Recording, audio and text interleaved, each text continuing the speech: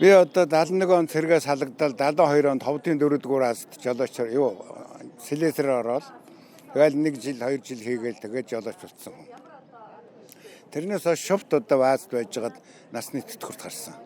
Тэтгэвртээ гарчхад бас одоо хуваарь том тэрэгтэй энэ хятад руу ачааваараа зөөгөл хот руу хотоос нааш ингээд тал энэ уурхаад энэ хөшөөтийн уурхаан анхны нээлтний тээврийг манай ванд хийсэн.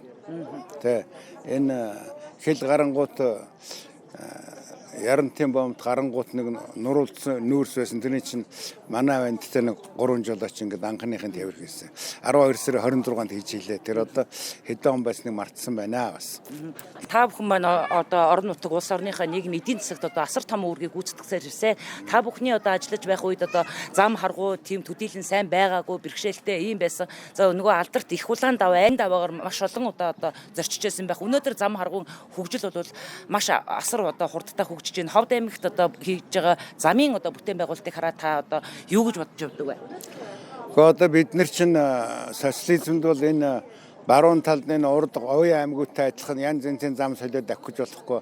Нэгэн тал талаас нь уул хүрээлчсэн нэг хөндөг өксөж уруудаал тэр их дэржгэнүр дундуурал одоо амьдралынхаа хөв тавилангтай явж илээ. Энэ Өвөнчин цэргийн анги байгуулагч захта шинэхэн караз маш авцсан байсан. Энэ манай найз нас урчлаа дүгрийн готов гэж.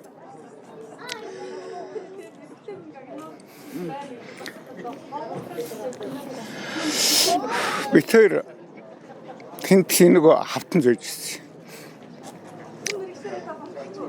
Тэгээ одоо энэ их улаан даваагаар ширгүүлтэ тэрэг давж үзээгүй. Тэр битэр давж ирсэн. Тэгээ Өвөнчин цэргийн анги хавтан зөөж ирсэн тэ. Маш их зориг бас их бас одоо тэнэг ч гэдэг юм. Залуу насны онгороо сагсууч гэдэг юм уу. Тийм маягаар л явсан да. Үе үед хамтарч ажиллаж байсан жолооч нийт тээвэрчтэй хандаж та юу ч хэлмээр түүний ар гэрийнх нь хандаж. Ерөнхийдөө